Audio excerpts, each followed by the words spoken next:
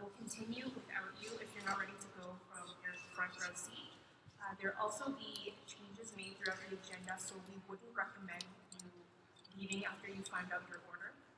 So I'm going to read the order out now. The order is Applied Sciences Rep, Science Rep, Education Rep, Arts and Social Sciences Rep, Business Rep, Communications Rep, Health Science Rep, BP External Relations, At-Large Reps.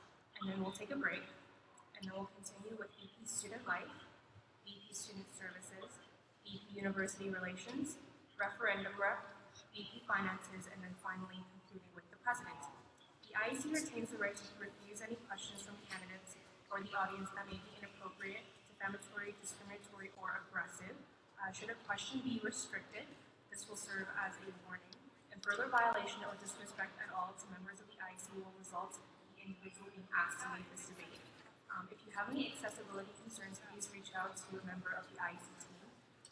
And all candidates have signed a release form provided by the IEC for consent to release video, audio, photography, and CJSF, the SFSS, and the people will be present and may or may not be live streaming, as well as the IEC. If you'd like to ask a question, you might be recorded, so we're considering this as consent unless otherwise noted. If this is an issue, please let a commissioner know, and we'll ask the question on your behalf. And yeah, that's more or less it. Also, if you haven't handed in your agreement to serve as a member of the board of directors, which looks something like this, make sure to get that into the chief commissioner as soon as possible after the debates. Thank you. Okay, so we'll start with the applied sciences rep. So if you can come up to that, please. So we have a couple of candidates running for applied sciences rep. One candidate by the name of Jeffrey Leung cannot make it to the debate today, so he has requested for a statement to be read on his behalf, so I'll start with that.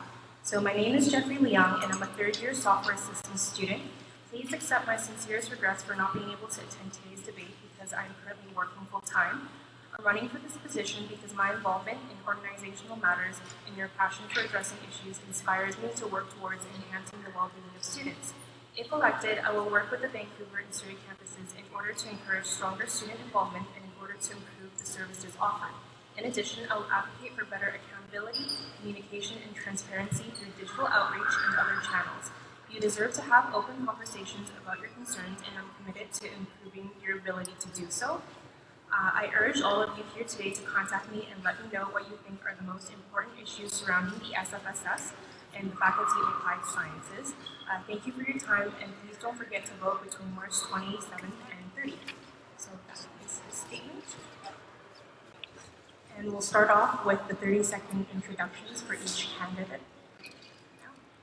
Hello everyone, my name is Hanieh Zahiremami, and I hope that I get the privilege to present my faculty of Applied Science, to the Simon Fraser Student Society. As an undergraduate studying electronic systems engineering, I understand some of the struggles or stressful circumstances that you all might have been through. I believe that together, through a mutual collaboration and effective communication, we can take firm and resolute steps towards the progression of the faculty. Hi, my name is Ekjot Billing, and I'm a third-year computing science student. I'm not here to make any unattainable promises, neither am I here to convince you that I'm the only candidate for the job. First, I have two main points on my agenda. The first one, I will advocate regarding the issue of irregularity between the interface of course planning and enrollment. Second, I will organize more workshops and hackathons so that students can get more hands-on experience and can engage more on campus. Thank you.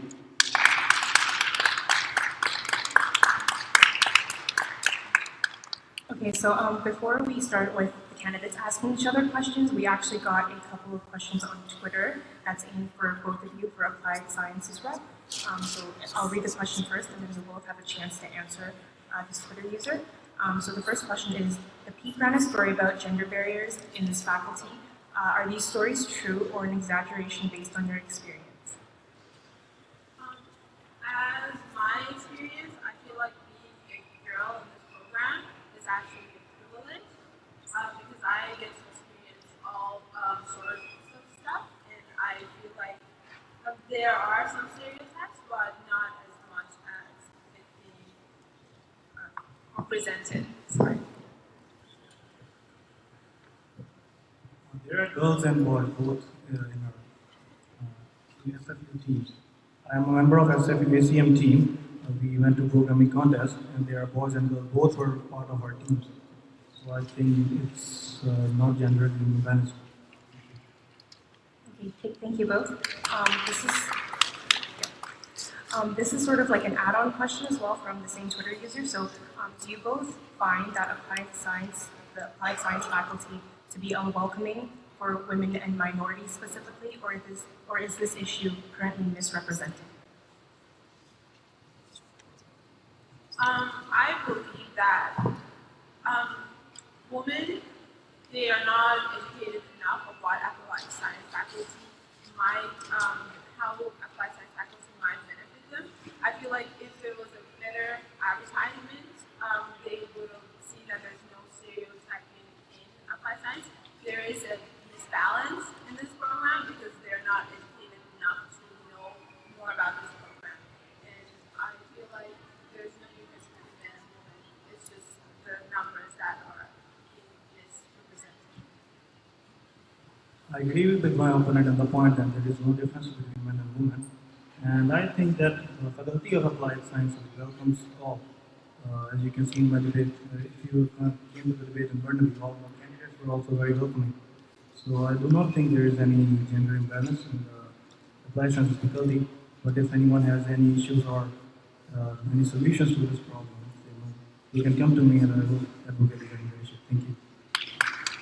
Thank you both. So now we can move forward to questions that you prepared for each other. So you can ask your opponent a question, and then they'll have a chance to offer in a rebuttal, and then vice versa. My question to you is that what are your plans regarding extracurricular activities?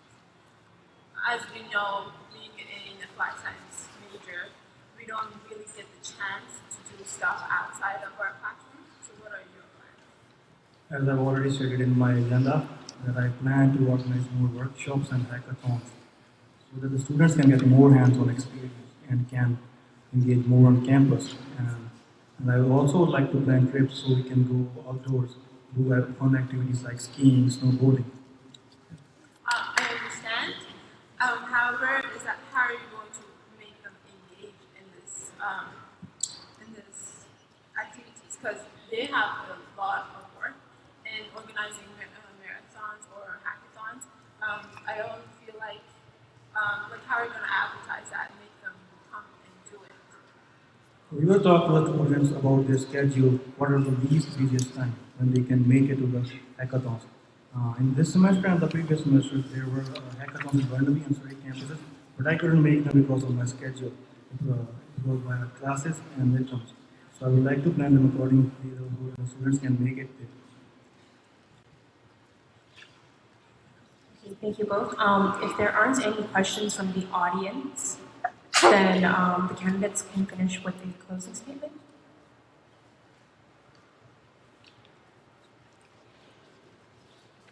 Unless if you have a question for her. Her agenda wasn't uploaded online, so I don't know.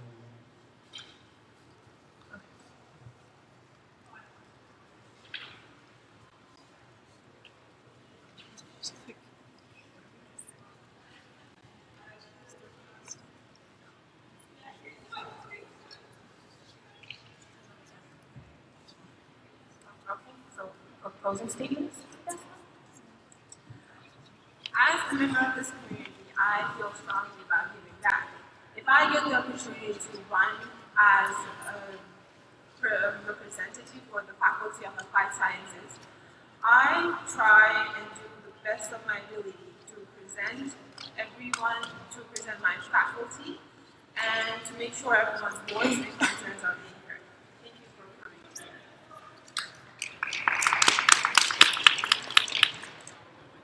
In conclusion, I would like to say that as a student of applied sciences, I have personally faced the issues that I have addressed in my agenda. And I know the issues and I want to resolve them. If elected, I will resolve them. Thank you. So right now we have candidate Parham, who is unable to make the debate as well, so I'll read his statement first. So Parham wishes to have attended this debate, but unfortunately due to class conflicts at the Braeden campus, he is unable to. Parham is running for the position of science representative, and his main concerns are alleviating financial stress, clarity to the student body, and accommodating DSUs with common room space, those that don't have it, that is. His wish is to have everybody feel welcome to voice their opinion and to address that he will introduce online office hours, so any students from any campus can make their concerns heard. Any additional inquiries can be sent to parham.elmi@gmail.com. Thank you. And you may begin with your interest statement. Hi everyone, my name is Nikki and I'm running to be your science representative. Missions that I strive to accomplish include 1. Ensuring our faculty fosters a positive and inclusive environment and ensure that the Surrey campus is included in that vision. 2. Advocating for science lounge so that we can find resources, friends, and affordable food. And 3. Connecting all 12 science student units together so that there's a stronger sense of community. Thank you.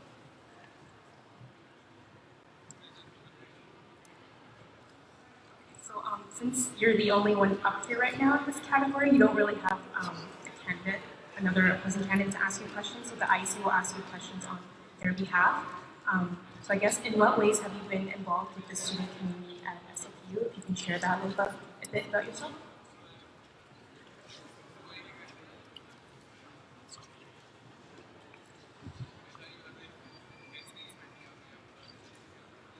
In my 2 years of being really involved on campus, I've taken on various exec roles, such as president of the Biology Student Union and VP Finance of the Science Undergrad Society. I believe that these positions are more than their labels, so I've taken on many other responsibilities, including maintaining contact with our department, making sure our faculty is included in the wash planning, and several other little minor things like being a student, a welcome leader, so I can recruit people to come to our biology student unions. Excellent. Another question would be, why should voters pick your opponents over you?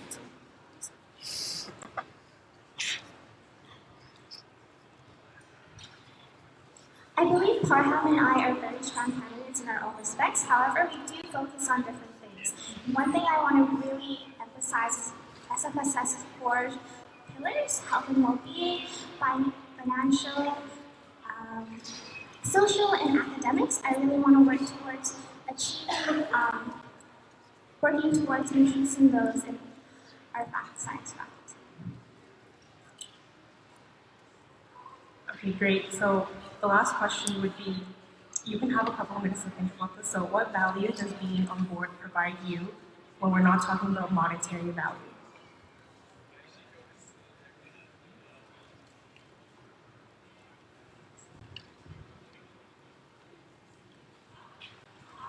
I think being on board allows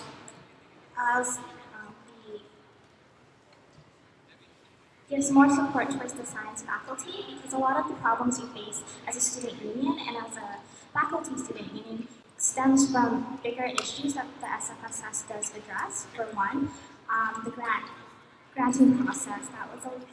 Although it has been improved since last year, we still do face problems with it, and it does impede on our student union's creativity and their ability to host events that would engage their student body. Thank you, Nikki. Do we have any questions at this moment from the audience for her? No? Okay, I guess you can go with your closing statements then. I'd really like to thank the students that came out today. And I'd like to thank the SFSS for this opportunity to run. I would also like to talk about Brighter SFU. There's a group of really enthusiastic students that really want to help serve. Thank you. Okay, would you like to explain the 2 referendum questions a little bit first before I ask you questions? I'll try to do that without doing too much, because the point of the questions is to explain the 2 referendum. But the first referendum is the health and dental plan referendum, where the the society is asking students to give them the authority to raise the fees for up to 5% over 3 years. And the second question is for the board of directors proposing to students to change society bylaws. Great. Okay, we'll start with the health and dental referendum question. So I guess in more detail, what is the health and dental plan? The health and dental plan is an extended insurance plan for undergraduate students at SFU. It provides coverage for dental care, eye care, prescription drugs, mental health services, and much more. Thank you. How much do students currently pay for the plan? Students currently pay for the extended plan $255, but they also have the opportunity to opt out into a basic plan, which is $198. And why go to a referendum? The board has proposed a referendum question because the total cost of the plan has gone up because of rising costs in prescription drugs and services, the rising amounts of claims made by students at SFU, which is because of the plan being more utilized by students and more promoted by the SFSS, as well as the fact that there's just every couple of years inflation starts to become a factor. And lastly, the society is currently subsidizing the plan at $16.67 per student. This will no longer be possible after the fall 2017 semester.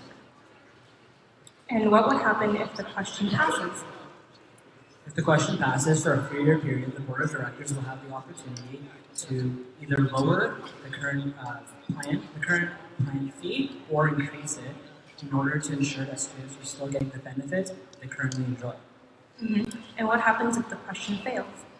In the event that the question fails, the board of directors will have to cut benefits that students are currently using. Okay, last one. How can candidates support this referendum? Candidates can support this referendum by sharing their event page on Facebook, by telling all the people who are there, telling all the, while also campaigning for themselves, they can also campaign for the referendum, letting students know to vote yes in favor of it, and also voting for themselves. Great. So I also have questions for the bylaw changes. So why is the board proposing changes to the bylaws? The board is proposing changes to the bylaws because in November 2016, the BC government decided to change the BC Society Act as well as the University Act. The Student Society is legally obligated to make changes to its own bylaws to reflect the changes in the two acts. And what are some key changes? Some key changes for the new bylaws is a new, simpler definition of what a board member is and what a simple definition of a general member is, as well as there's changes to empower SFSS Council. There's also going to be changes in the composition of the board, lowering the total amount of board members from 16 to 9, as well as changing the SFSS Council to have 20 members that are elected based off of faculty representation, and it'll be representation that will be proportionate to the faculty. And what would happen if this question passes? In the event the question passes, the Society will have new bylaws as of May 1st, 2018, and will have the opportunity to transition to those bylaws over the next year. And again, what would happen if this particular question fails?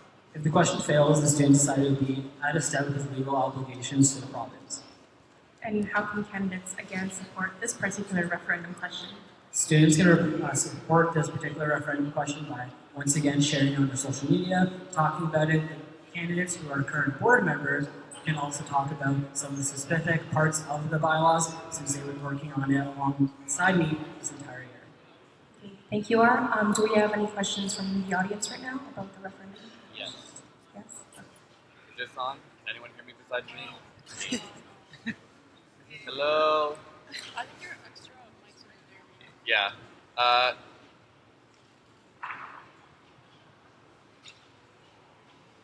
I'd yell it, but I want the live stream to be able to hear it. Yes, you want to. Yeah, sure, I'll come over here.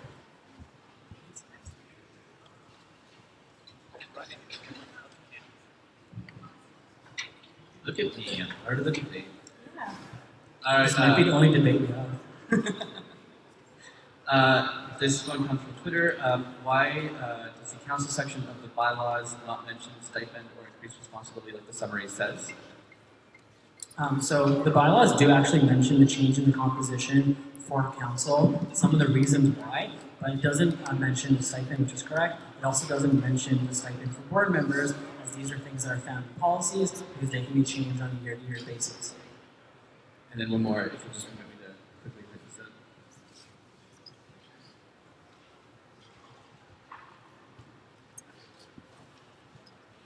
Okay, thanks. In the referendum question posted online under the election website, it says for the full, as attachment 1 to the referendum question take effect on May 1st, 2018, but there is no attachment working students who are interested to find the full specifications of what the bylaw changes are. Students can find the full, it's on our website. There's actually a news article written about the 2 referendum questions as a link to the bylaws, as well as on Facebook. And which Facebook page would that be? Just the SFSS? Perfect, thank you. My name is Jackson. I'm pursuing the position of Arts and Social Science. Ready? Patriotism. I think it is a really important, most of my platform is focused on engagement as well, and it's a really important part of the engagement strategy is to ensure that students are really patriotic about where they can go to school. I think we should have pride to be SFU students here, and that I will help him fight for easily. Thank you. Also just wondering, how will you recruit future board members if you were to be elected onto board? I think most of the recruitment, at least the reason I'm here is because a lot of individuals just reach out to me on a one-on-one basis, a lot of my friends. So I will be encouraging most of the students that I sit around in classes, most of my friends through a lot of the ways I've participated on campus, maybe through DSUs or through clubs, target those students who I think would benefit from that position on board, or would benefit from them being here. Thank you. Do we have any questions from the audience now? No? You may close with your ending statement. Thanks. So I just want to end by thanking everybody for being here. I'd also like to thank the team I'm a part of, Braeden SFU, for letting me join and having me run alongside them. They're a bunch of really passionate, really unified candidates. I think they're a great team. I also would like to advocate on behalf of both the referendum questions to be sure to vote yes to both of those. It's a really important cause and is going to make work on the board this year much more effective. Thanks very much for the time and vote Jackson, vote Braeden SFU. Thanks very much, guys. Thank you, Jackson. All right, hello everyone. My name is Braeden Peterson, and I'm a 4th-year business student. And I have a deep passion for business, as well as I care deeply for the direction that the BD School of Business is going to take. As your business representative, I definitely have a lot of vision for where the future of BD can go, but as well as the SFU students as a general, as a board members. Thank you very much. Yeah, can we go? Hello everyone, my name is Gini Kuo and I'm running to be the next business faculty representative. In my 2 years being very involved in the BD community, I have talked to fostered many meaningful connection with the individuals who have been heavily involved in the BD community, as well as have many experience in the community. So I would like to use these experience and connections to help BD grow as a faculty, as well as collaborate with SFSS. Thank you. So now we can begin with opponent questions. So I guess, Jenny, if you have a question prepared for Braeden, you may ask that now. So just for a question for Braeden, you have mentioned that you have many experience in BD in the past, so just wondering, in your opinion, what's a daily interaction with SFSS and BD clubs are, and what are some issues you see in that, and how would you address that as a faculty representative? Wonderful, thank you for the question. The main issue that I see for the BD School of Business is that there is a lack of representation and marketing for the clubs, the events, and the programs that we have at SFU. And with my interactions with the faculty members, with the students that I mentor, as well as with members of the board and the community and committees that I sit on, there needs to be a lot more commitment to getting the knowledge out to students so that they have the opportunity to know what is going on before them. And this also is representative throughout SFU going on before them. And this also is representative throughout what I want to host. So I want to be able to get all of the heads of the BD clubs together so that they have the opportunity to speak and show what events they have going on so that we can have a full collaboration between the BD student society itself. Thank you. And now, Braeden, you may ask Jenny a question if you prepared one for her. Yes, I have. Thank you. So with the basis of most of the business student activities being at the Burnaby campus, how do you specifically include SFU Surrey and their specific kind of campus activities as well as clubs here at the Surrey campus? Thank you for your question. That's actually a very interesting question.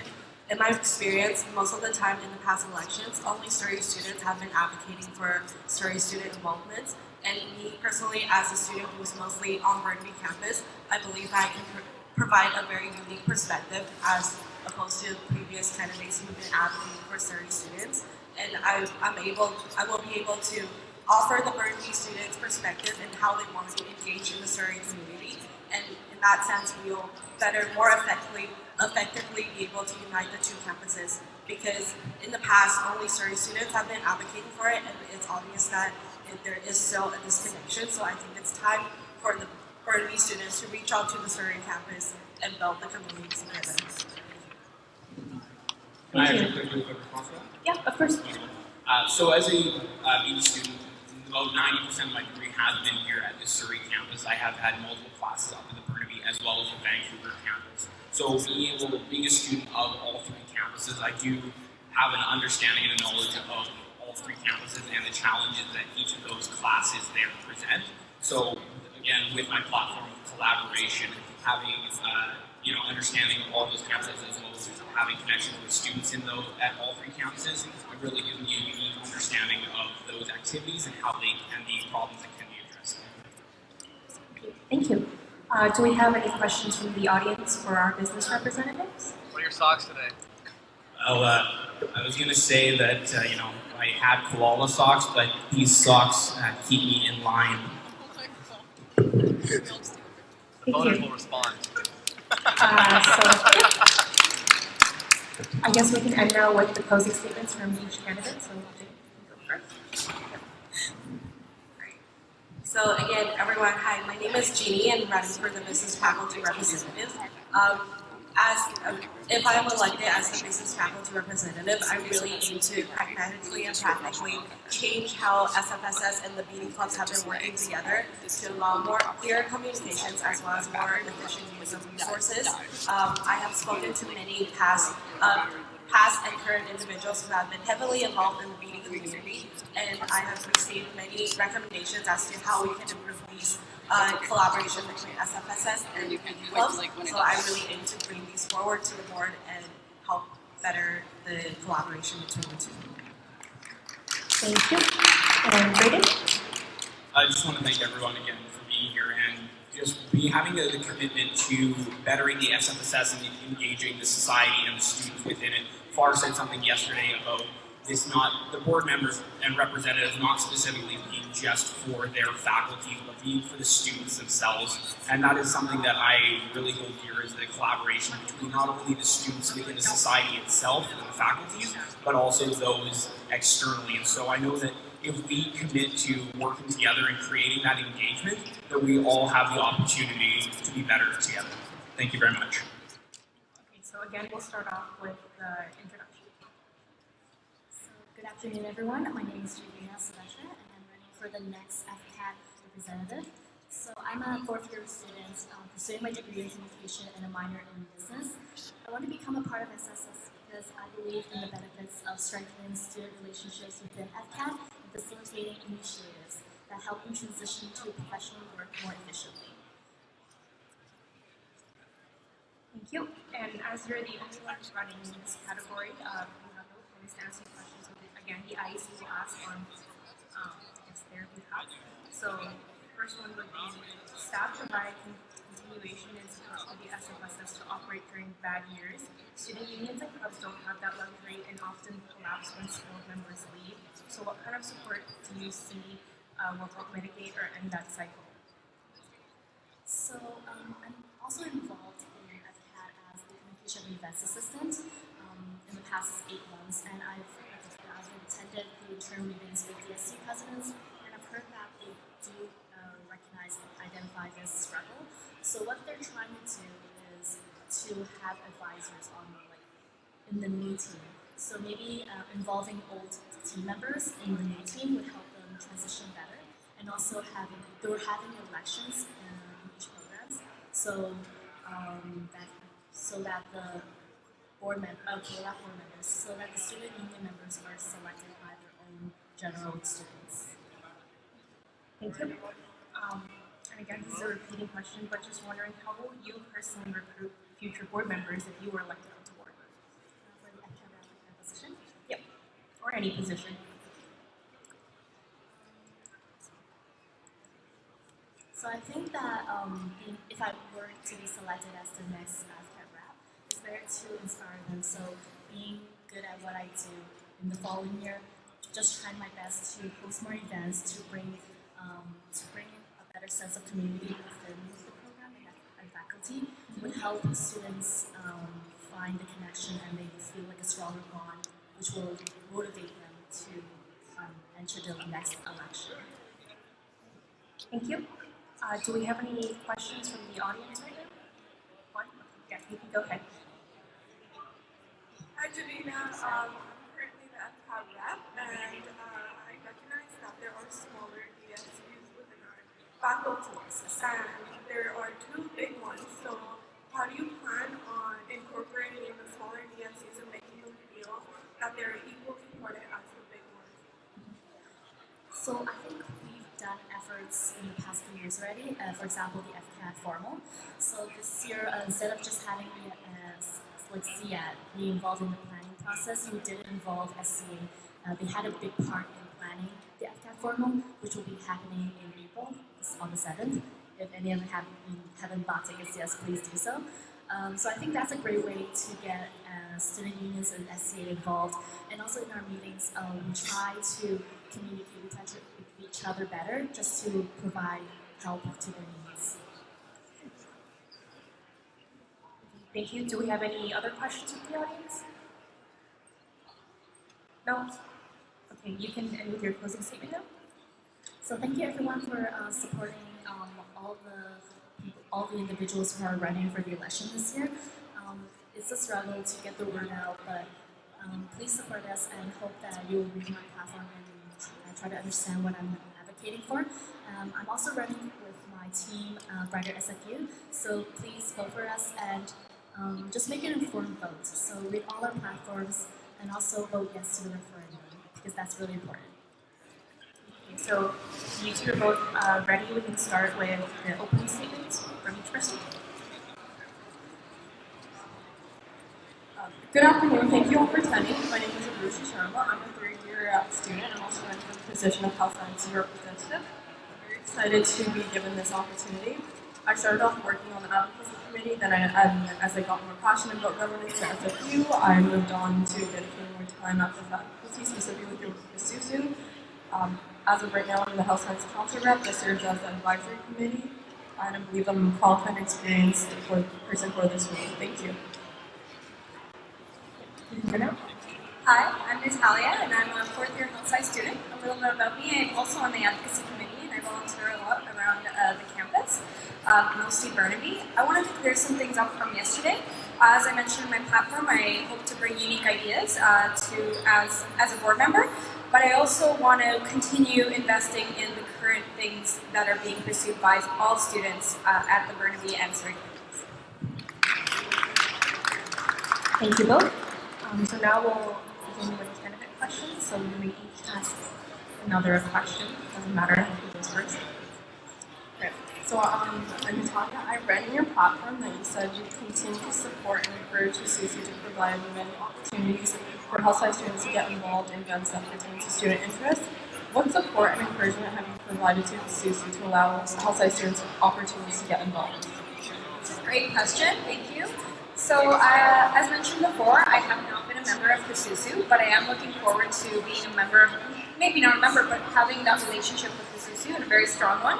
I know that you guys take on a lot of challenges like Angel Tree and Lunch with Profs. I want to continue supporting those events, and I want to advocate for them, and I want to advertise them more so that more health science students take part in them.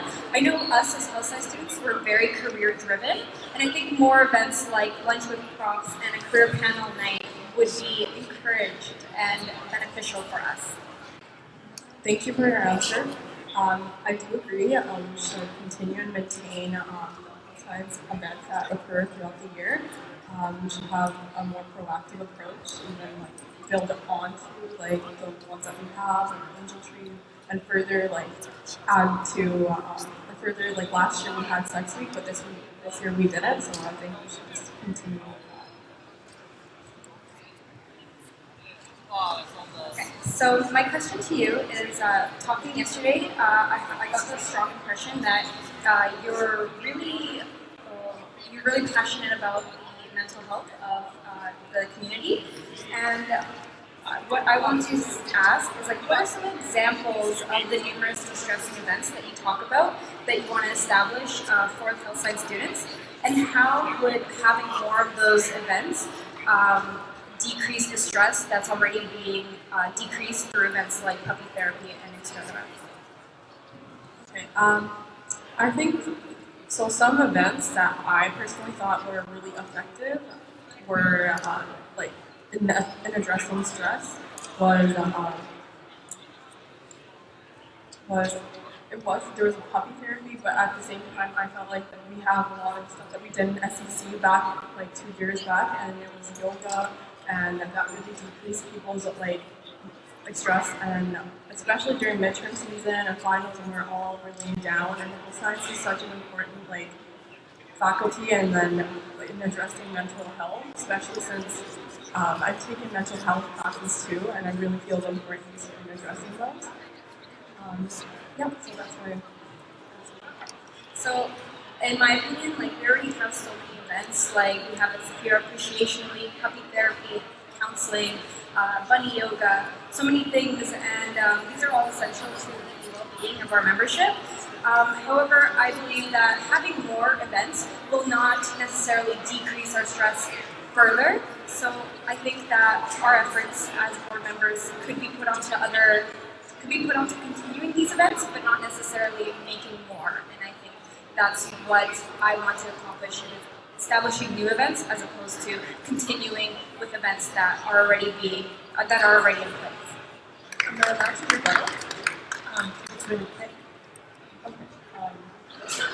I'd just like to say that, like, in terms of, like, I'm not saying add additional events, I'm just trying to say improve mental wellness, so we can, like, improving in terms of getting people to come out more to these events, because there's usually a low like turnout, and so, you know, like as board members, when we're taking the initiative to have an event, let's have people come out more, and so that like the initiative that we're advocating for is actually effective.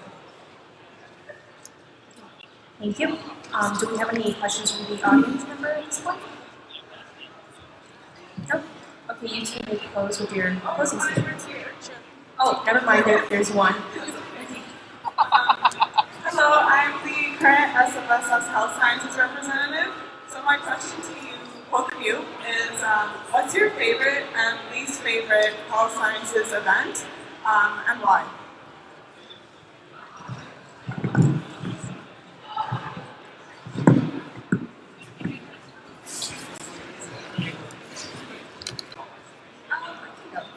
Okay, thanks for that question, Raajan.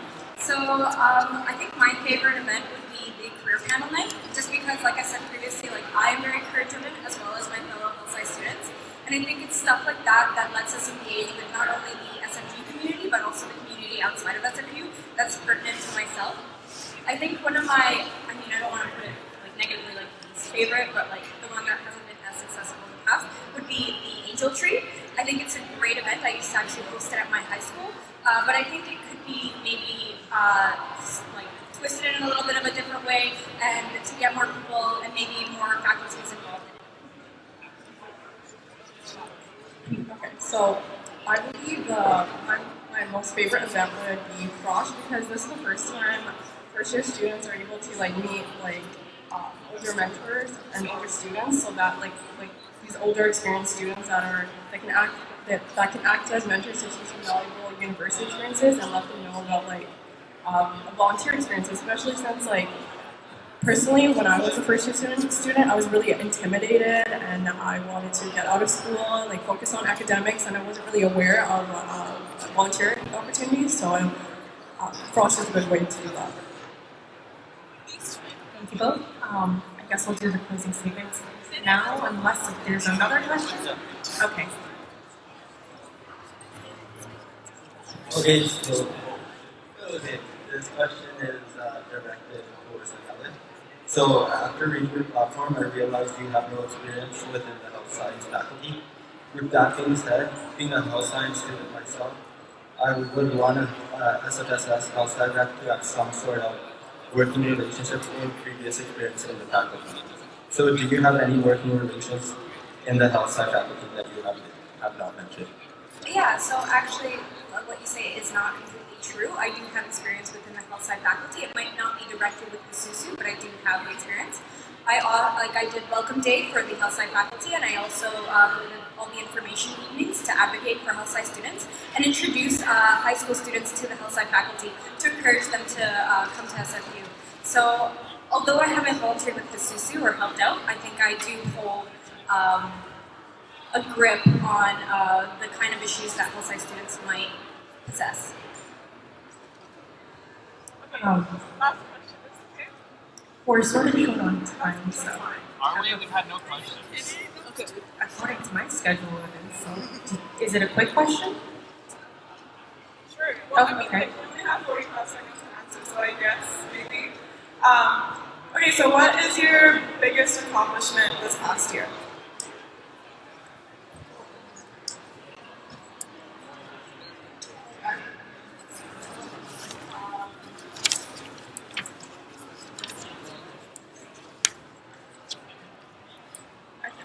I think my greatest accomplishment has been my involvement in my faculty.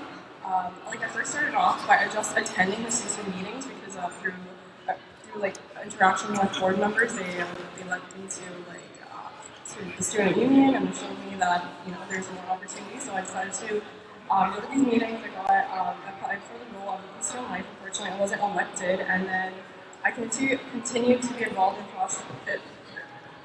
I continue to be involved in this by signing up as a cross leader, and then I attended meetings. I saw an opportunity to be to apply for the World Health Science Rep, which serves as an advisor. So I think my biggest accomplishment, like my personal accomplishment, would be the fact that I decided to last minute join the advocacy committee because I live in Maple Ridge. I don't come out to school to hang out at school.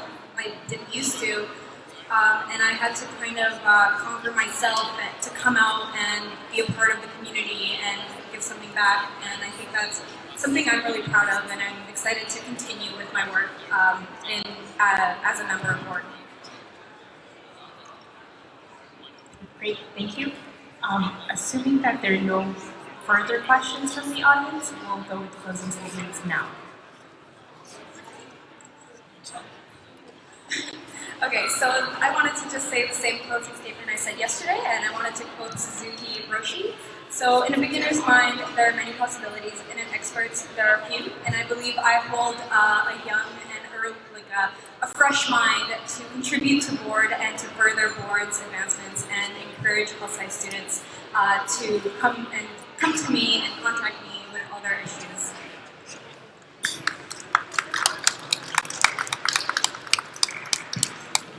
I'd just like to say thank you all for coming out and taking your time out to come to these debates. As a side note, please vote yes to the 2 referendum questions.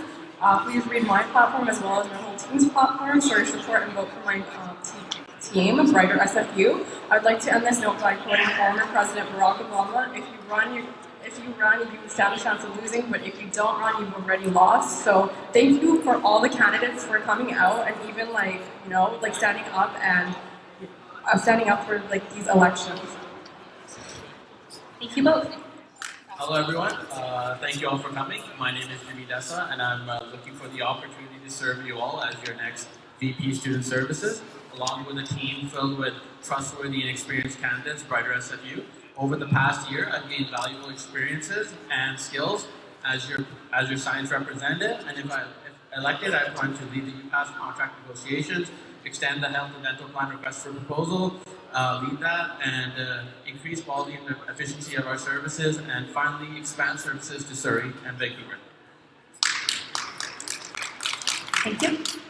So the INC actually has a couple questions for you. So the first question is, what still has to be operationalized in the VP Student Services role or duties before the next election?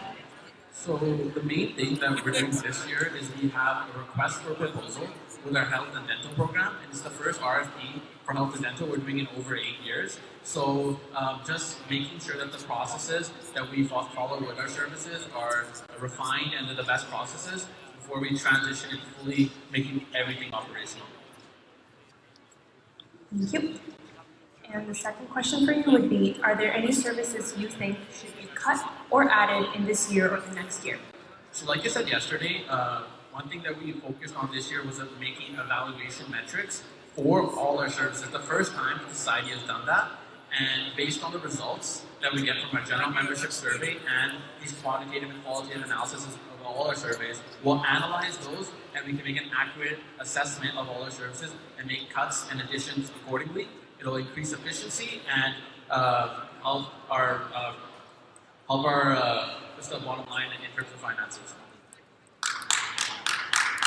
Thank you. And we have one last question from the IAC. So how does your platform fit in with the SFSS strategic plan? So part of the strategic plan, the first things that we worked on this year was we focused on making those evaluation matrices and putting them, applying them to the student body. So the next step ultimately would be to use that data and apply it to our services. So that's aligning with our strategic plan. It's a 3-year strategic plan. I was on that committee and I plan to be on the committee next year and hopefully chair it from the board side. Thank you. Do we have any questions at this point from the audience?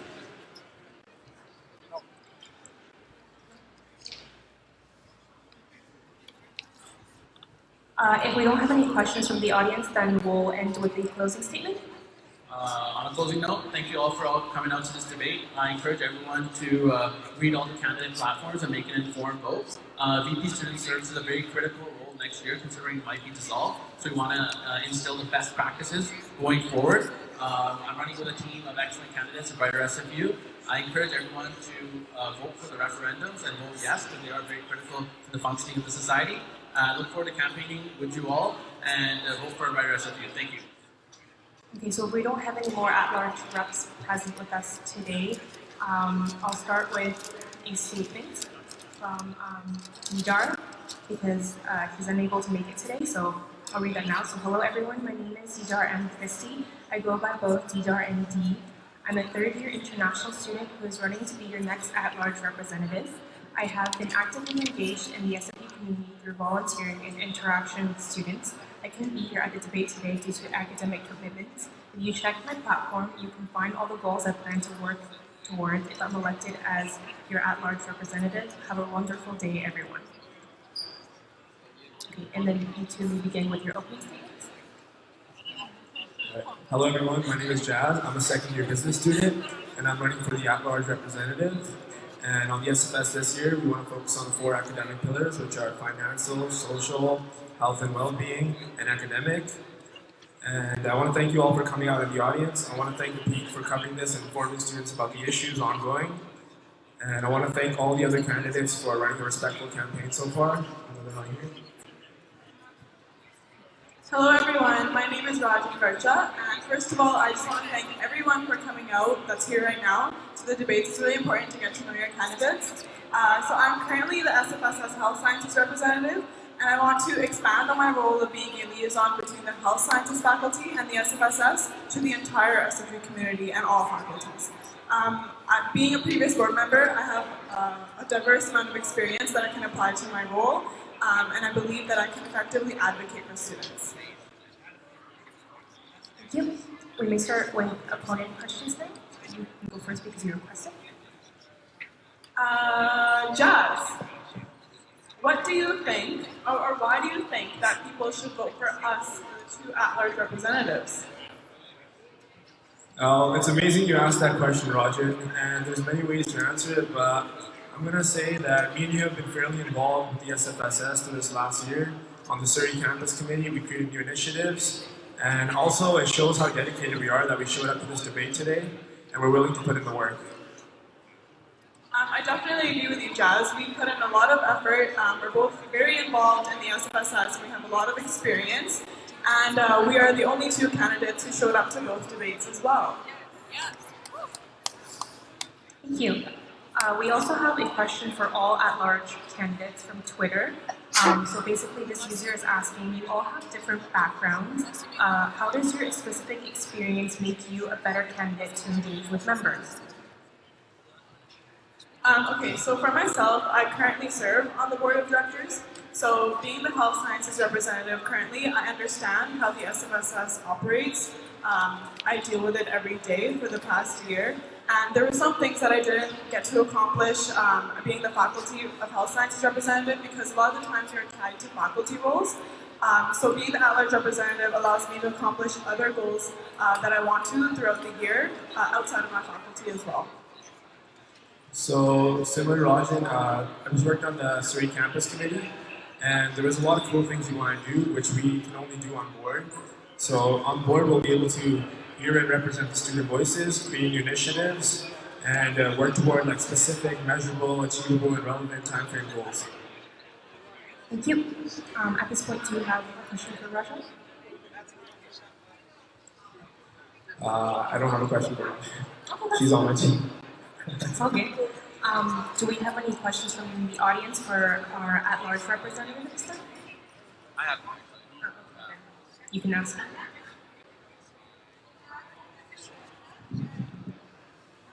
Just give me a second. It was on Twitter and a lot that's happened since the question was asked. Oh, here we go. Since so much of the at-large debate yesterday surrounded the pub, the question is, since the pub is a hot topic question for everyone, how do you plan on making the pub better, and what are your goals surrounding its future?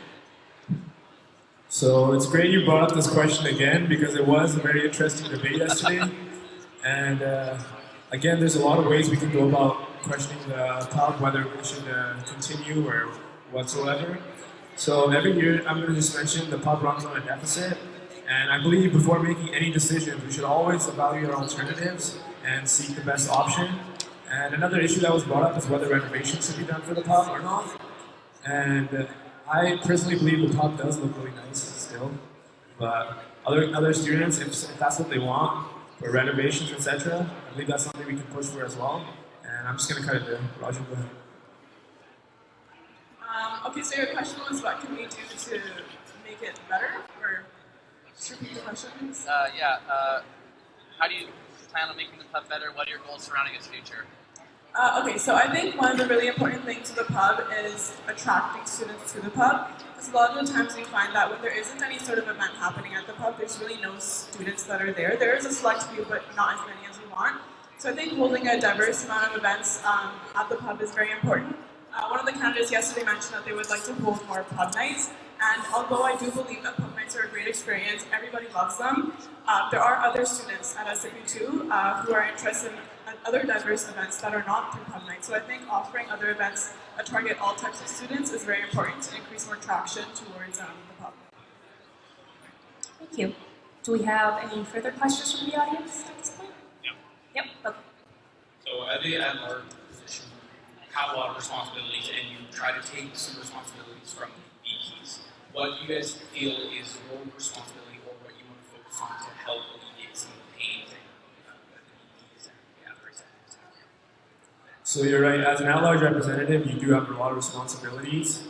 And I believe one of the main ones is interacting with the other directors, being connected with ongoing issues, and gearing your efforts towards any of the major projects that are held by the SFSS, and also listening to the students and what they need, first and foremost.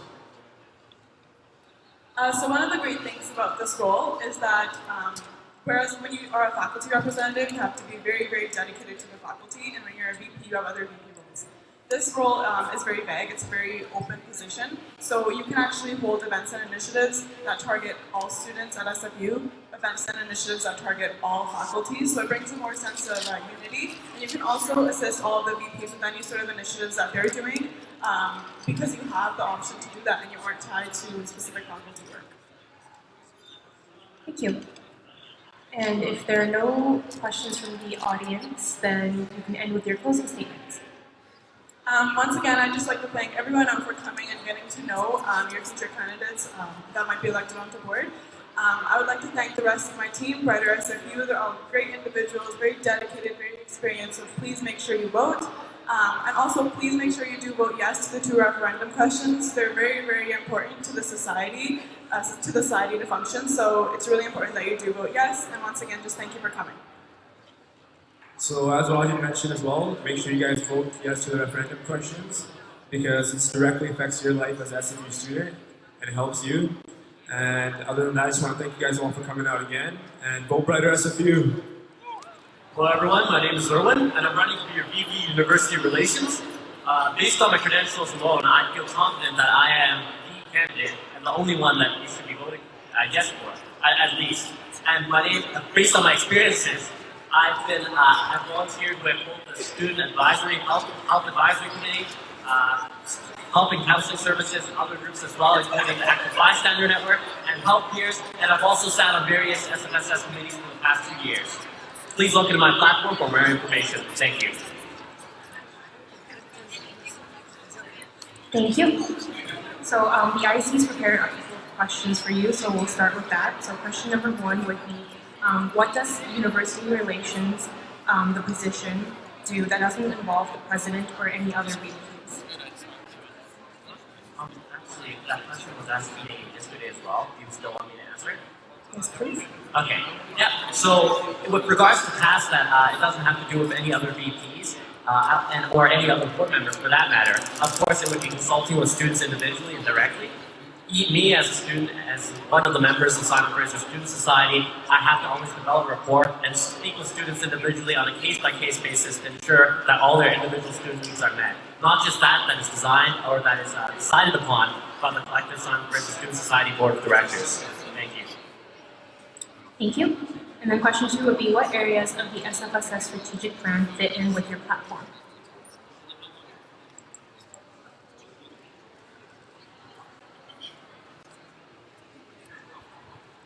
Yep. So based on my platform and based on the strategic plan itself, we talk about ensuring that the operations are effective and efficient and focused on adding value to members, and that's specifically stated in the plan. And so for myself, I feel that adding value to students includes improving their academic experience and enhancing their wellness. And to do so, of course, you would have to have experience with governance model itself, which I was directly a part of with Policy's researcher Pierre Cassidy. And I also have been involved with these areas with health and counseling services, and also working with dining services and open textbook campaign as part of the advocacy committee. Thank you. Thank you. And the last question that the IEC has prepared for you would be, besides study space in the library, what other issues do Surrey and Vancouver students have with their respective campuses? Yeah, I can repeat. So, besides study space in the library, what other issues do Surrey and Vancouver students have with their respective campuses?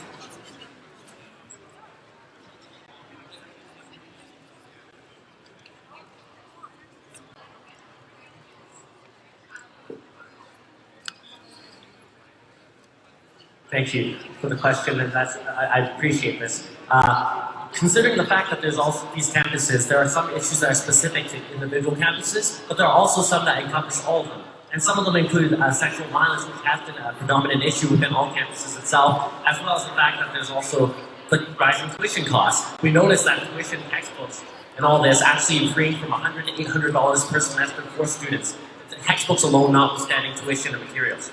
And through my platform itself, I've mentioned before, I plan to do things such as actually petitioning VP Academic to go about and add course description in the course enrollment information to regarding the plan, regarding expected costs of tuition materials so that students and professors become more informed. That's just one of my platform ideas. Please ask me directly. Thank you. Thank you. And at this point, do we have any audience questions for Erwin here?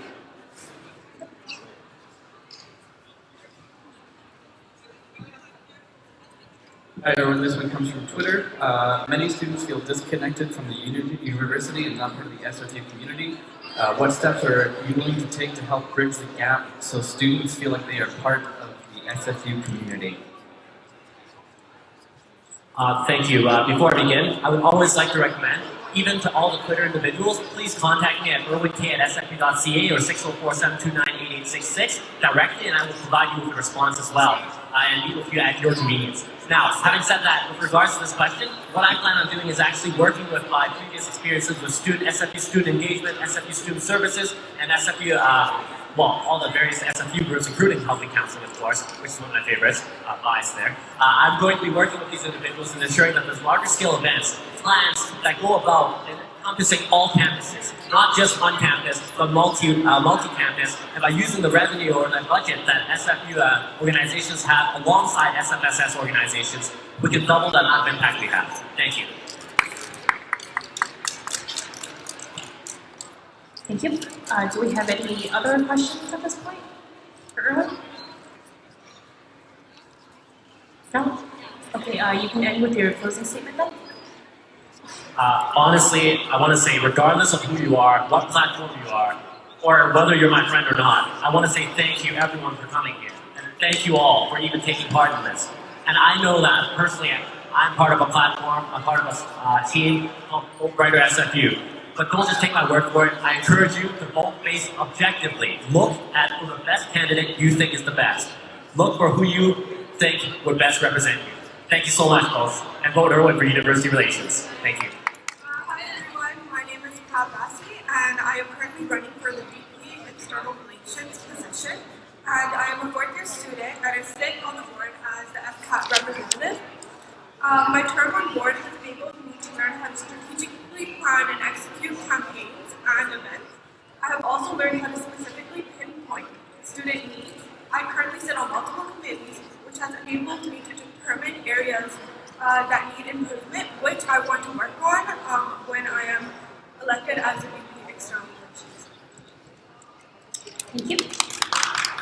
So the IEC has prepared a couple of questions for you as well, so I'll start with the first one. So how does your platform fit in with the Advocacy Committee survey results? How does your platform fit in with the Advocacy Committee survey results? So this past year we created a survey in the summer semester in which we wanted to ask the student body specifically what they want to see us to work on, and my platform specifies that there are a couple initiatives that students said that they wanted us to campaign for, but we didn't have time to live in the one-year term.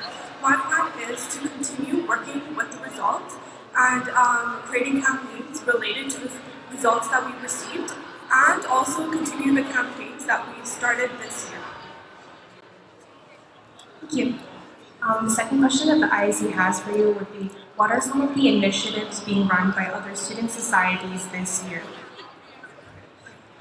So currently our VP External Relations, Christine Dyson, has been working closely with research institutions such as UBC and UBIC.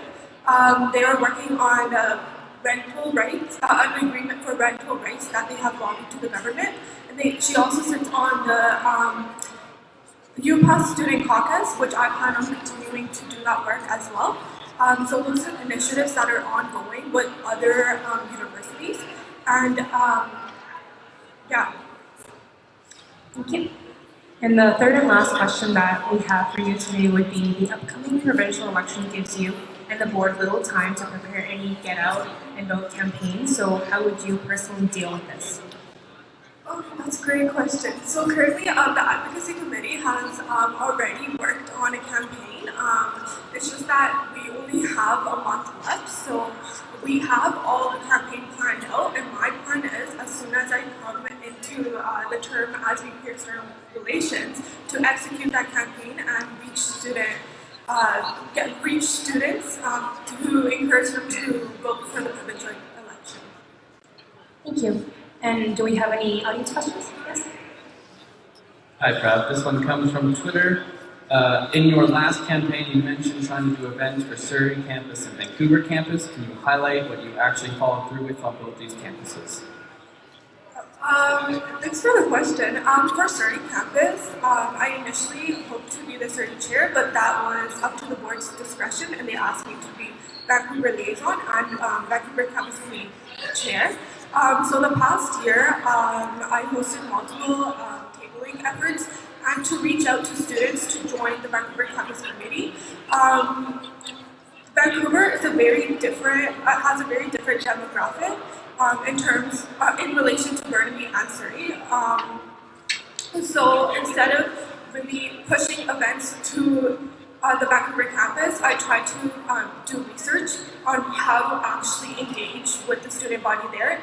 And next week on March 31st, we are hosting an event called Tea at 3 at the SFSS Lounge. So please come to that event at 3 o'clock. There's free food. Thank you. Do we have any final questions from the audience for Prab? No? Okay, you can end with your closing statement then.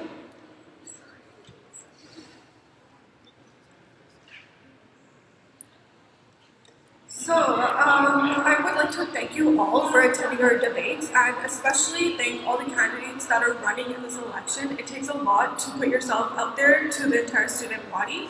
And I would also like to really acknowledge to vote yes for the referendum question. And my team is highly credited called Brighter SFU, so please vote for them as well. But please vote yes for the referendum. So I guess if you're ready, you can start with your opening statement then. Hi everyone, my name is Khehra. I'm running for the VP Student Life position. I started off my university experience in Surrey. I was at Surrey the entire first year. Never stepped foot on Burnaby until my second year. Very confused my first year. So I kind of have an understanding of what the problems Surrey students face when it comes to getting involved in SFSS and when it comes to going to events, because a lot of them are based on the Burnaby campus. Having said that, I have also worked in the society for the past 2 years, so I have the experience, the knowledge, and understanding of what the society can provide for the students and what I can provide for the SB Surrey and Vancouver students to enhance their student life experience. Thank you. So again, the IAC has prepared questions for you, so I'll read them out now. So the first question would be, the fall concert seems to be getting more and more expensive every year. Is this event financially sustainable in the future, in your opinion? Thank you for the question. I asked this question yesterday as well. I feel like the fall concert is a very sustainable concert, and the reason the prices have been going up over the years is because the concert attendance and our event, the event scale has also been increasing. We've been a bigger and bigger event. Last year was a very successful event. We don't lose money. Having said that, another initiative that I want to work on is having a spring concert, but that is something that I would have to work closely with the Finance and Audit Committee and the VP Finance to make a budget that is sustainable for the students. Thank you. And we were wondering, in your opinion, how profitable has Pub Nights been this past year, and have they made a dent in the FBS deficit? You repeat the last part, please? Yeah, have they made a dent in the FBS deficit? Thank you. So Pub Nights, they are a lot of Pub Nights that we've hosted with the SFSS. Actually, all of them, we haven't lost any money on them. Having said that, the FTS, the reason they're in deficit is not because of the Pub Nights. Pub Nights is a way of revenue for them. There are a lot of other factors that factor into why they're in deficit, and that's something that the board has been looking into in the past years, and that's something that we're going to continue looking into next year, regardless of who the board is. Just a point that I want to make on that. The year before last, the pub deficit or the FPS deficit was $300,000. And last year, they made it a goal to not make it over $200,000, and they have achieved that goal. So I feel like SFSS and the board working together to achieve a goal like that. We can work on achieving a further goal in the future years. Thank you. Thank you. And the last question we have for you would be, there are 4 pillars as part of improving the undergrad experience. Do you think that VP Student Life portfolio focuses too much on social activities when the other 3 pillars also affect student life? I do agree that all the other pillars do involve student life, and I haven't said that I agree that the student life position has focused a lot on the social aspect of things, and that's kind of a role. But having said that, all the other pillars are taken into account in any strategic plan or any event proposal, whether at the micro or macro level that we decide as a board. And I have sat in on this meeting because I'm a council rep for a board, so I see how the process works. Every single pillar when it comes to health and well-being, social, academic, and financial is taken into account in every decision the board makes. Thank you. And at this point, do we have any questions from the audience? Right. Yep. There's a couple, so I'll get started. This one is being put into both.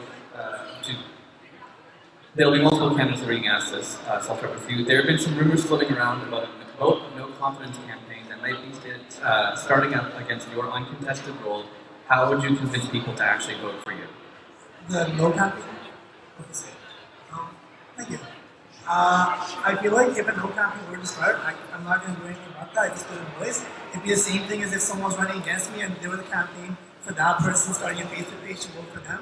It's the same scenario. If the students do not agree with my platform and they don't agree with the plan that I have for the future years, they can vote no for me. But having said that, I just want to list everything that I've done, everything in my platform, everything I wish to do in the future, and I personally feel like I'm the right suited candidate for this position as I have been involved in the social aspect of the society in the last year very actively. So I feel like I'll fulfill my duties as a VP student life to the best of my abilities. That's why I think you should vote yes for me. And again, another question. VP Student Life is traditionally heavily involved with the Kickoff Project along with the organizing committee.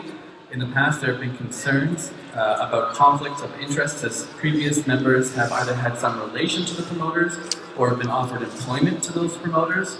Transparency is not a part of your platform, but how would you address these concerns and issues? Thank you for that question. Speaking of issues from the past, I have no affiliation with any third-party groups. I plan on being a dentist, so I wouldn't be interested in getting a job from them either. But having said that, I do understand that has been a problem in the past. That all comes down to transparency between the boards, so all the work that I would be doing would be delegated onto other people as well, not all the work, but some of the work, such as the volunteering coordinator, would be delegated onto someone else. The entry of the event itself will be delegated to someone else. So having said that, I won't have complete autonomy over the project, so everyone will know what I'm doing at all times, so I can't really mess around with the system. Thank you. Thank you. And I guess if we don't have any more audience questions, you can end with your closing statement. Are there any questions? You can ask something. I don't have any questions for you. I asked that today. Okay, yeah, you can ask. Hello. I have a question regarding Greek life. So your student life is part of your portfolio in the sense that you will have to deal with them even if you don't agree with their... so basically my question is, every year the topic comes up, usually nothing is really done. If you are approached by those groups, do you actually have a plan how to tackle their requests, or are you against it? Thanks. Great. So I actually plan on approaching them rather than them approaching me, and I won't promise any change in that specific because I don't know what will happen. What I do have a promise is that I will open a serious dialogue between the board or even myself with the executives of these Greek organizations to see what their mandates are, what they need, and what they're required from SFSS, and what we can do, and I'll open that dialogue up. Because I know a lot of Greek organizations like yours yourself, you guys do a lot of great events, and I feel like there's stigma because Greek life is only associated with parties, and I feel like everyone does party, but there's a lot of different aspects there as well. So I'll just open that dialogue up to see if we can create a common ground between the staff, the university, the SFSS, and the Greek life organizations. Thank you. Thank you. Do you have a question? Yeah. I just have a question in regards to, you were discussing the $200,000 deficit that the Pub Nights have. How is that a valuable use of funds? Like, you made it seem as though it was a great, $200,000, but just wanted to hear, Sweet, thank you. I do agree that that's not a great thing at all. I was just speaking to the relative from that year before, it was $300,000 deficit. I was speaking to the board's work to put a cap on that and make it $200,000. But having said that, that is still a significant number that we lose out on, and that is student money that we lose. So we are going to work on a next strategic plan to see how we can get a better audience to the pub. And if that doesn't work, maybe switching the ownership of the pub and the members so we can attract a different membership and maybe not lose that deficit anymore. You follow up? Yep. No? Thank you. Okay then. If we don't have any more audience questions, then you may end with your closing statement. Thank you. I've spoken a lot about myself, so I want to speak on two other points that I'm very advocating for. I'm advocating for my team, my SFU. Everyone in this team is a group of dedicated and experienced individuals. Having said that, I do encourage everyone to go out and make an educated vote.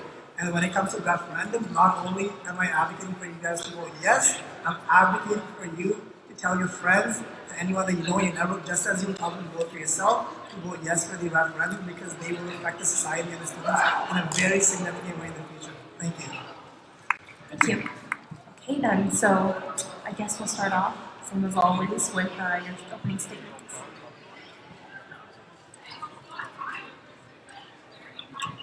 Good afternoon, my name is Archit Bansal and I'm a third-year BE student. It gives me great pleasure to sit here today with the opportunity to present my vision for the portfolio of B2 Finance. My state of mind is being ideal, which entails equitable dispersion of funds, improving accountability and a more engaged SFSS through the Opportunity Engagement Fund. I look forward to answering your questions. Thank you.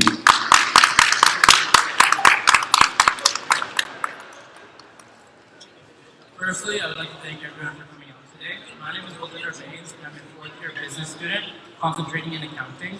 Over the past 4 years, I've noticed that it brings me gratitude helping other students, which is one of the reasons I'm running for VP of Finance.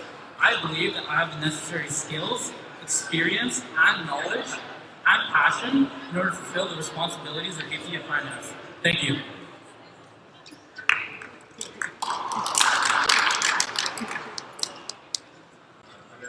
My name is Tawanda Masawi and I'm running for VP of Finance.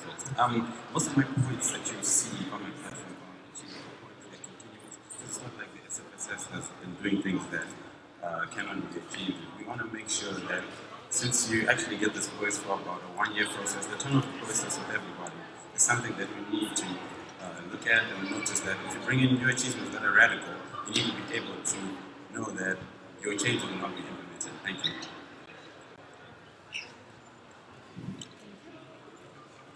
So now we'll begin with opponent candidate questions. So if you prepared a question for another candidate, you can ask that now, or it can be a general question to both your opponents. So.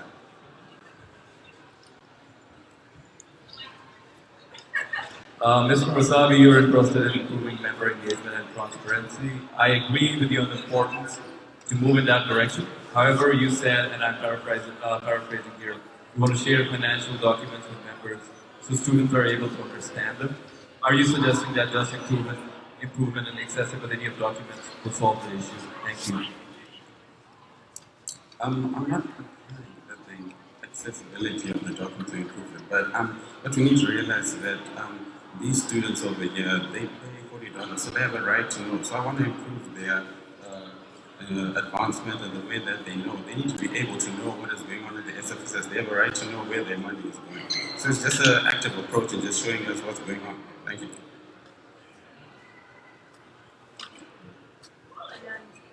Do you have a rebuttal for that? So according to me, there are two components to improve better accountability. First is accessibility, which you greatly touched upon, but it can only have an impact if the information provided is put into visuals and graphics, which helps in pattern recognitions. Thus, I propose the use of infographics. Secondly, information needs to be explained to individuals which are in constant contact with the student body. For that, I believe the quarterly financial reports must be produced and thoroughly explained to the student council, and who can further disseminate the information to the members. Thank you. Can I answer or? Okay. So I agree with my opponents. I feel like you get accountability through transparency, and what's very important is you need to open up dialogue in order to understand what the financials are saying. I feel like I'm qualified in that aspect because I have an accounting background and I'm a fourth-year student. So in regards to that, I feel like I'm the most qualified candidate in order to introduce dialogue to the student body. Okay. Do you have questions for either of your opponents? Yeah, I can ask both of them the same question, right? Okay, cool. So my question is, for both my candidates, what experience do you bring in regards with dealing with budgets, financial statements, cash flows, and other financial documents?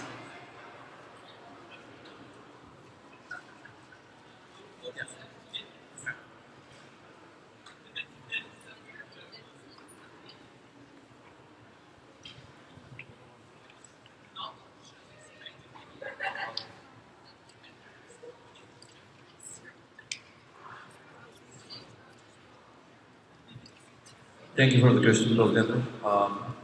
I currently sit on the Senate Policy Committee on Scholarships, Awards, and Bursaries. I am also a member of the Fraternity Board of Trade, which currently has a budget of about $14 million. I have been involved in 2 startups, which I've also co-founded over the past 3 years. I've also sat on the SFSS granting committee when it did exist. And I've also had the good fortune of turning my idea into reality through Humans of Mutual Engagement, or which I was the founder and president. So I have enough experience dealing with the society and also managing funds outside in real business life situations. Thank you. Regarding my experience, it came in 2 years ago, and I'm actually involved in SFU. So what I'm going to touch on is things that I will touch on things that I did outside of SFU. But here, what we need to notice is that I've worked for a company like PwC. I've worked with the Coca-Cola company. I've worked with the executive director. These are some of the experiences that I can bring to the table. At the moment, I'm looking at the Greater Vancouver Board of Trade with the executives at Scotiabank, and we right now are working on their taxes. And I'm also involved in the CVIT program, which I recently got involved with the CRA. Thank you. Okay. So, yes, I heard experiences from both candidates, but I believe I bring the most relevant experiences and transferable skills along with my accounting degree. In regards to my transferable skills and experiences, I've dealt with large amounts of budgets, I've facilitated large transactions, and I've also communicated with multiple stakeholders. In this sense, it would be the student body and the board of directors and SFU as a whole. And I also have an accounting degree. Means that I've had 4 years of experience dealing with all these documents, and in regards to that, I'm pretty much trained to do this job. Thank you. And lastly, Tawanda, do you have questions for either of your opponents at this point? My question is for both of the candidates. This role is one whereby all of us sitting at the table right now have never been involved with the SFSS directly. So I'm asking, to what extent have you gone out to reach out to the current VP Finance to just know what happens? Because the operations and what goes on is something that's important. Thank you. Sure. So in regards to the current board, I have a really close relationship with the current sitting VP of Finance. In regards to that, so I have dealt with finances in regards to SFSS. I also have a lot of club experience in regards to my faculty. So I've actually organized the Bass Frosh in the BD community. I've also served as an executive of 2 clubs, and I've also co-founded the Benevolent Association. So I have a lot of interactions with Simon Fraser Student Society, and the current VP Finance will be sitting as possibly the president. So in that regards, I have a good relationship with them.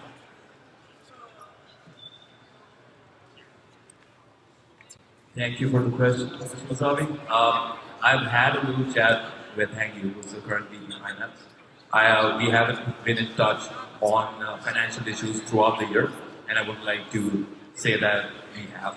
I did have a few questions which I did get an answer from him to tabulate my platform accordingly, and so that all issues which I raise can actually be achieved, and they're just not promises. Thank you. Thank you, everybody.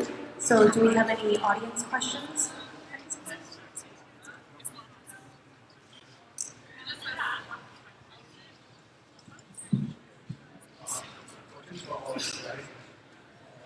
It's very hard to start a new club to SFSS. Do you plan on introducing anything new to help with the budget? So something that I'm introducing is the granting reform. It's one of my main points on my platform. Something that's very important is introducing criteria for the granting process. It's very confusing for current clubs and other students to gain access to granting because you don't know what criteria is being approved or rejected.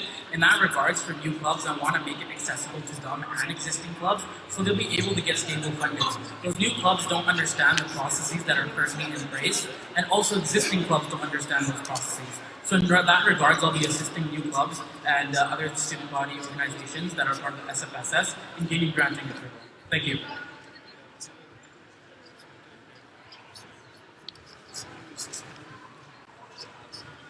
Thank you for the question. I do have something about new clubs in my platform, which basically entails the fact that existing clubs hold roughly, even if they hold roughly 6 events a year, if we start saving about $30 on each event, we would have $180 left per club by the end of the year.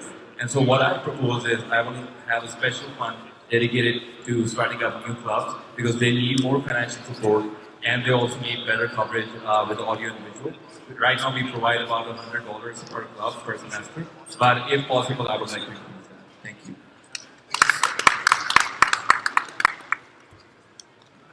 I'd like to thank my fellow candidates for touching on those points. Something that I noticed with this question is that it's really something about accessibility. You're talking about you want a new club and how it's going to be able for you to start a new club. Well, I feel like we need to start with a point where I'm accessible to the students. I'm always accessible, I'm always on the march, I'm always talking to new people. So if I'm able to hear the cry, hear what students really want, I'm able to take what students want, take it up to the board, and I think about it in a financial aspect. And look at like, okay, is it viable, is it possible?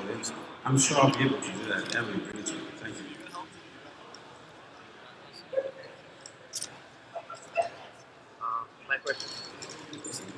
My question is to you, Mr. Musari. I read on your agenda that you plan on improving operational efficiency. That, in my opinion, is a very vague statement, just that doesn't get on the issue. So, and you also mentioned that you support the Emergency Food Bank Initiative. As important as that initiative is, how specifically does that help you achieve your goal of improving operational efficiency? So what we need to remember with efficiency, essentially, that like the way we've got the things in the budget, there's different aspects to it. So what I'm going to try to do is that like I'm going to give you an example. An example is like, let's say we've got an event that's going on, the events committee's got its own budget, another aspect of its own. I want to remove the fact that there's cash that's been distributed there, but it's not being used. It's a siloed approach. I want to remove it. That cash should be utilized somewhere else, because having a surplus on your statement is not good. It's the extent of the surplus. So the extent of the surplus, this is a non-for-profit business. So if the extent of the extent of the surplus is too much, then we're being inefficient. So I want to make sure that we're being efficient by taking those things that we've associated with other costs and bring them to be used. Thank you. Good job, guys, so far. This is just a question to all the candidates. So as the VP Finance, you're going to be the one that's paying all the other board members. How are you going to make sure that you hold them accountable to the promises that they make in these elections?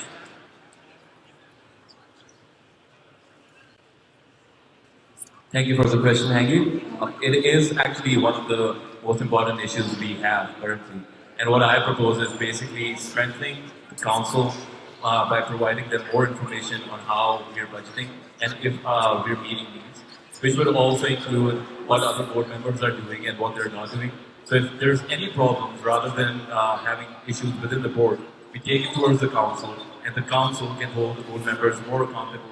And so the VP Finance actually has more support by student leaders and not just a figure inside the board who's trying to improve stuff. Thank you.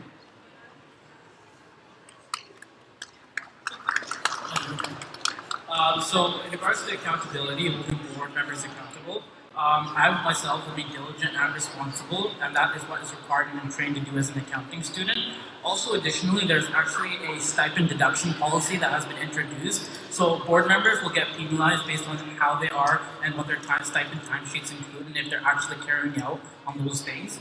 Also, one of my platform points is increasing transparency, and I want to by increasing that transparency, I'm going to hold board members accountable, because the student body will be more informed in regards to the financial decisions made by SFSS. So that is how I'm going to increase accountability to board members. Thank you.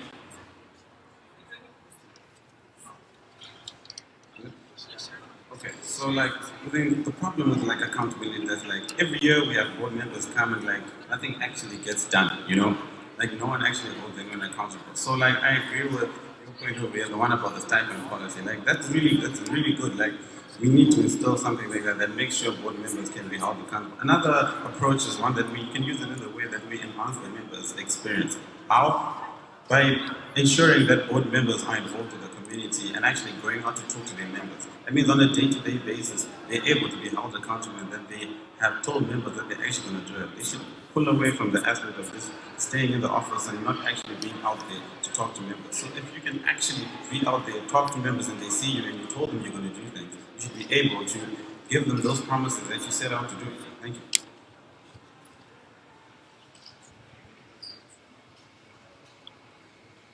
My name is Stanley. I'm currently the events coordinator for the African Student Society, and I've been a member of a lot of other clubs, and one of the problems that we have is the procedures that are currently set up when we're asking for funding to host events.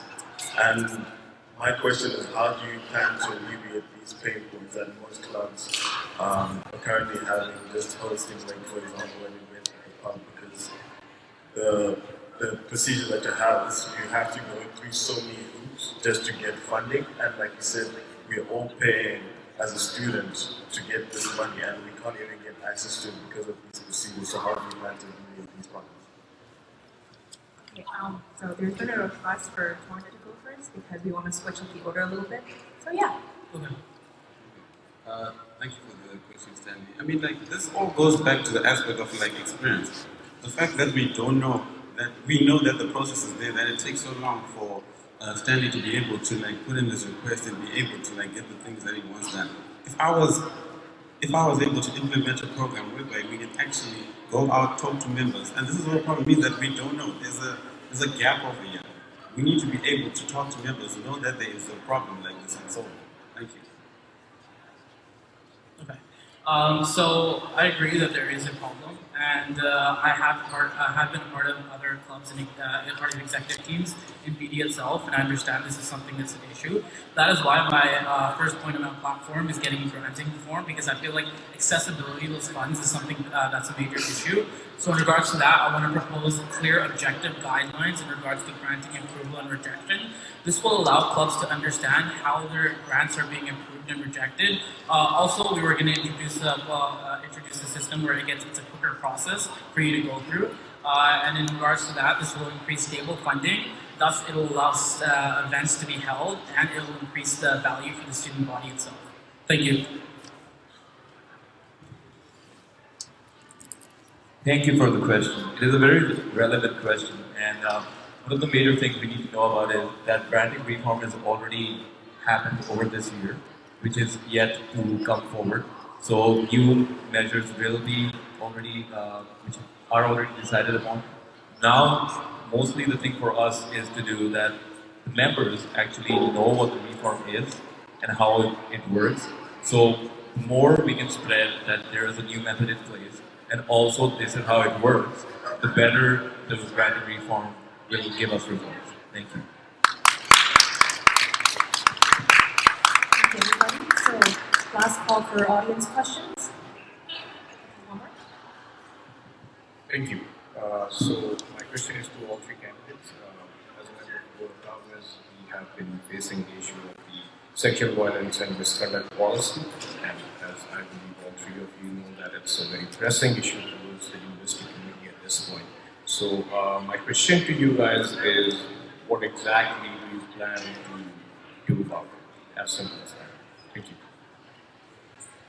Thank you for the question. So as VP Finance, what I'll be able to do is that I have to work with VP Student Services and work with the rest of the board and be able to talk about solutions. And be able to talk about solutions and what we're actually going to be able to do. Be able to talk to the members, ask them how they feel. So it's going to be more of like a role, like not really the financial aspect of what I want to achieve, but I just need to do the external part and talking to other members of the board to solve the problem and come up with a solution. Thank you.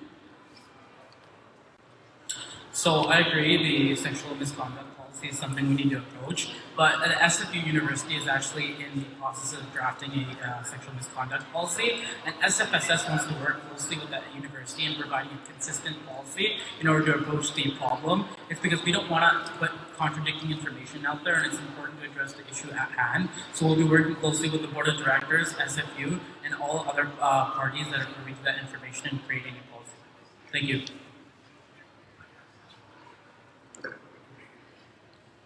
I would like to mention that both the other candidates do not really talk about the sexual policy on their proposals. And also one of the bigger factors which a lot of students don't know is that the policy is directly under the Board of Governors for SFU. So SFSS as a whole can advocate ways for students if we need changes to the policy itself. But other than that, all the requirements and every policy the board says, we do have to follow. So my major concern is how do we reach out to students to make them aware, and I will appropriate funds for an outreach campaign through the external relations officer if I do get elected. Thank you.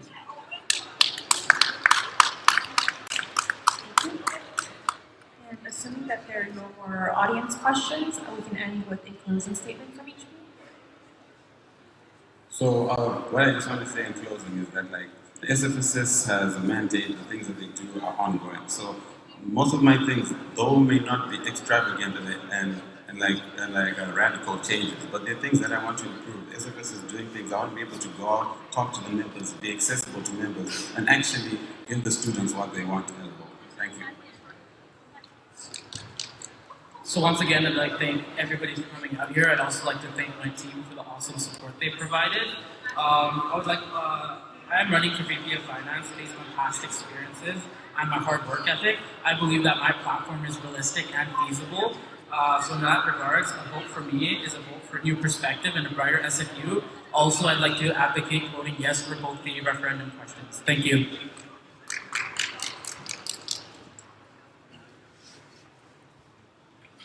I would like to thank all of you for attending today's debate. Also to my fellow candidates, it has been an honor. Allow me to leave you by quoting Mr. Victor Hugo once again. The ideal and the beautiful are identical. The ideal corresponds to the ideal, and beauty to form. Hence, idea and substance are cognate. Vote Council for Finance, but I am ideal. So my name is Hangue Kim, and I'm running to be the next SFSS president. I'm the current Vice President of Finance, and I previously served as the Business Faculty Representative. I've been on the board for the past 2 years, and I've been a part of the Student Society for the past 3.5. I understand how the university governance structure works, as well as the SFSS structure. So I do encourage all of you to vote, and vote for a brighter SFU. Thank you. So the IC has prepared some questions for you, as always. So the first one would be, what specific leadership experience you have leading a large team, because you might run into other board members that have opposing views and ideas. So I've been involved in the 3.5 years I have been here at SFU. So I first got involved with a student organization called Enactus. We started a program called Soap for Hope, or recycled, upcycled bars of soap to restaurants and employed homeless people. We led a team there, and from there it kind of went on, and I was a business faculty representative. We got to host a lot of big events, including the fall kickoff, the food bank program, and as Vice President of Finance, I was also the chair of the Finance and Audit Committee, as well as the Surrey Campus Committee. So all those roles did play a role in my leadership. So, yeah. Thank you. For question 2, we were just wondering, so what parts of the SFSS strategic plan are you looking forward to working on this year? I think the biggest thing I'm looking forward to is the engagement part. It's something that's overused all the time, but I do truly mean that. I think we have a strong team this year running on Brighter SFU. A lot of them have the experience. A lot of them come from a lot of the student clubs and student organizations, and they fostered great relationships with a lot of students. And I hope next year we will have the most amount of candidates that ever run in the SFSS elections. Thank you. And the last and final question that the IEC has for you would be, like the other candidates, if you were elected to be president, how would you recruit for future board members? And since you've already been on board, I guess what sort of legacy will you leave behind as president? Yes. I think I just touched upon it a little bit on my last answer, but I think just inspiring other students, just letting them know what the SFSS is. I think communication is a big part of that. A lot of students don't know that the SFSS manages the UPass program, the health and dental plan, the food bank program, and that's something that we can do in the following year to get students more engaged, more involved. And what legacy will you leave behind? the legacy I want to leave behind is just a legacy of increasing the level of service that we do provide, and then creating more opportunities for students to get involved. And also, a big legacy that I want to leave behind is that the SFSS is always there to defend you guys and represent and advocate on your behalf. And students' interests will always be at the forefront of any decision you make. Great, thank you, Hangue. Do we have questions from the audience now? We have several. Great. I'll get started with the same question that was posed to Alum, which is, there have been rumors floating around of a vote of no confidence campaign maybe starting up against you. How would you convince them to vote for you?